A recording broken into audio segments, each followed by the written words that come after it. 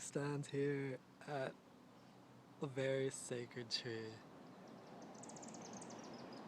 Um, this tree actually called me to be living here because it's kind of like a deeply, you could call it the tree of life. You could call it um, just a sacred tree or a tree of the world. But in it is embodied the two divine energies of masculine and feminine, and representing the two cultures, two archetypal cultures meeting and joining together in peace. And whenever you walk outside, it's amazing because it's like what you're seeing. You're seeing two cultures meeting, joining, intertwining at the roots, just as nature intertwines us, and allowing each other grow, each of them completing each other as they grow on, up and up into the heavens. And the amazing thing is just that the the vocalness of this tree. Like I kind of chose like a hippie lifestyle, and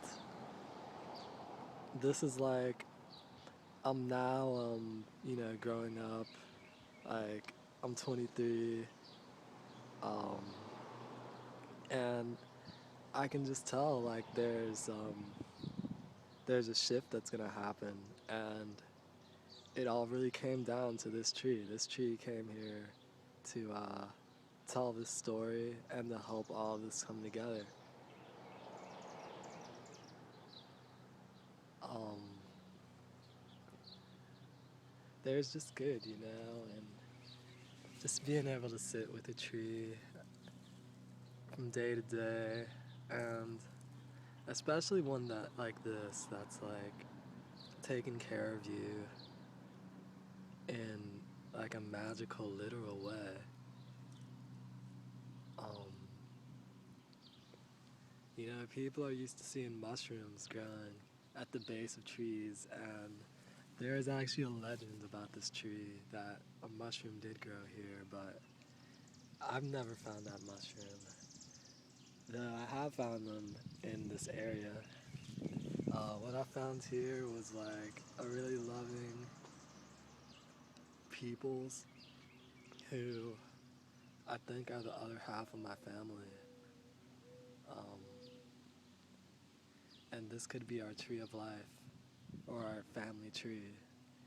Like, the thing is, I'm not really like a genealogy person, or I'm not really like a family. Like, I mean, I like it, but I'm not the type to like,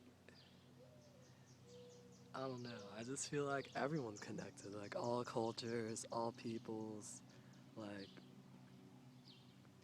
my family's from Germany and like Lebanon and Africa and America and Japan and Hawaii, and like it's just everything.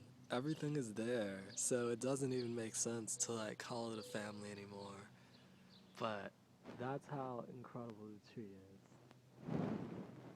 That's what it's saying. It's saying that we are everyone, and we have to honor it. And when we send it love, we're sending love to ourselves and connection to everything in the world. And like, it's connected to a whole culture which is every culture. I mean, I feel like, it's been left totally open ended, but I can totally tell that this is what it's about right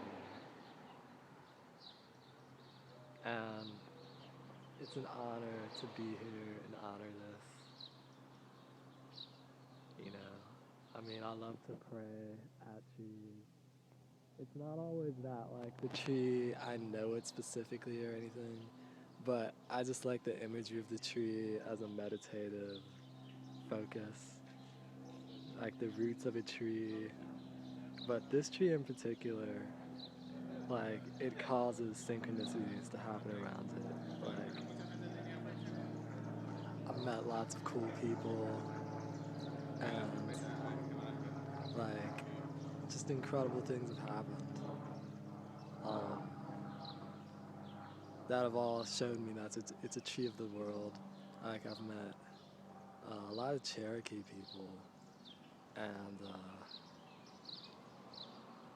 the Cherokee are cool, and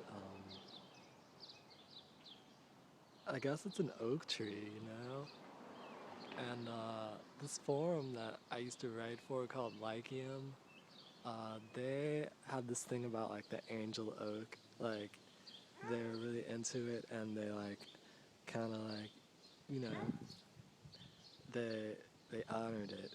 And this is kind of like the same thing. It's another angel that's in that same family that is not in um, it's not in Washington State. Like I think a lot of the like the Angel Oak is in Washington State, and this is in Maryland.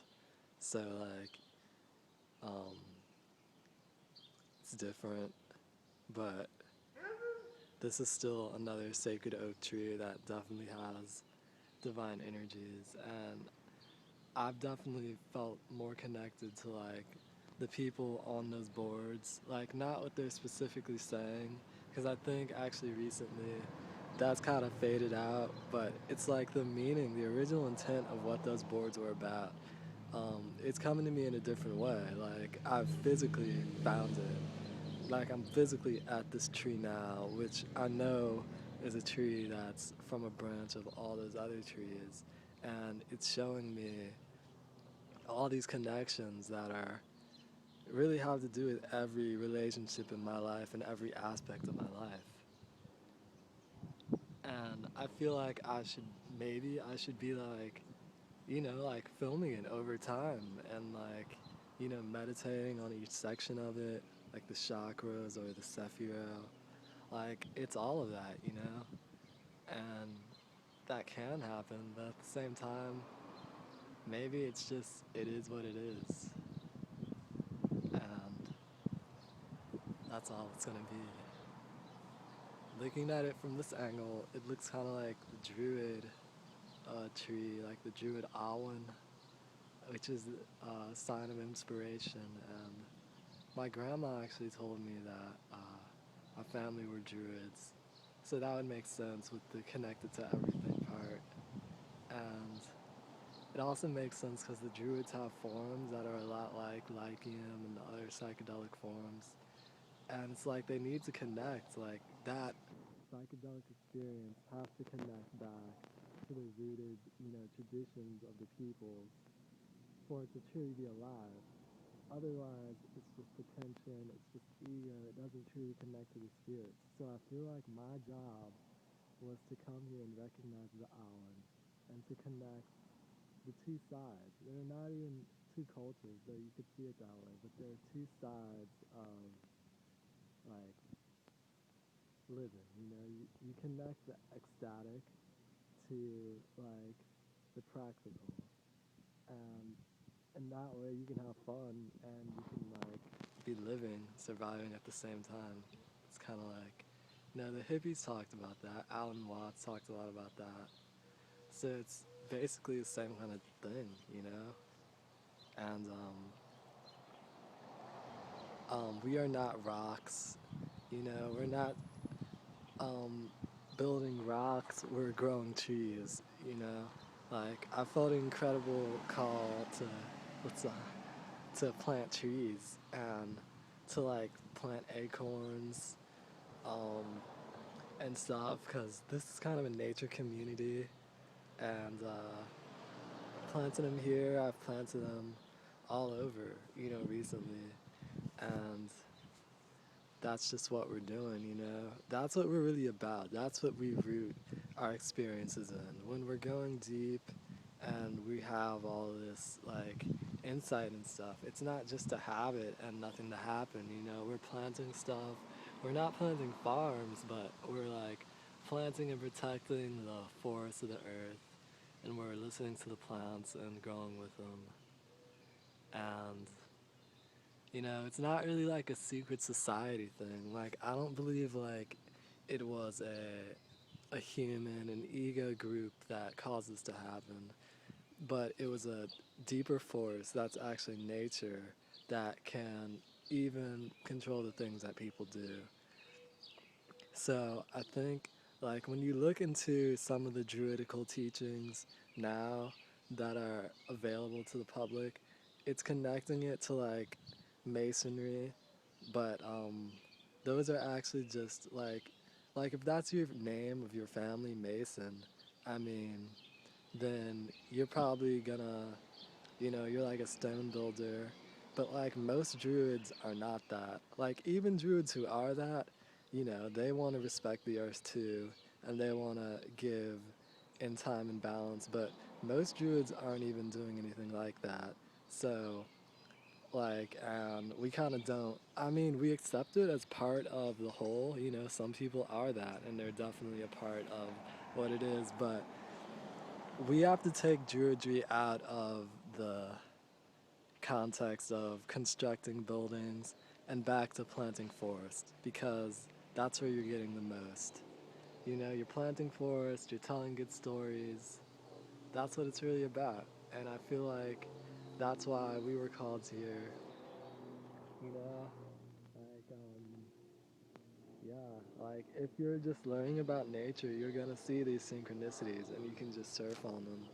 And you're probably gonna meet me eventually, Like, that's just how it is. It's not because of like an organization or anything. It's just because that's the psyche. That is, like, everything's a tree. Its fundamental energy is tree. So, there you go. And this tree has literally sustained my life and really helped me in this journey. And it's not one tree, it's an entire, you could say all oak trees. So, we give gratitude to that and gratitude to our people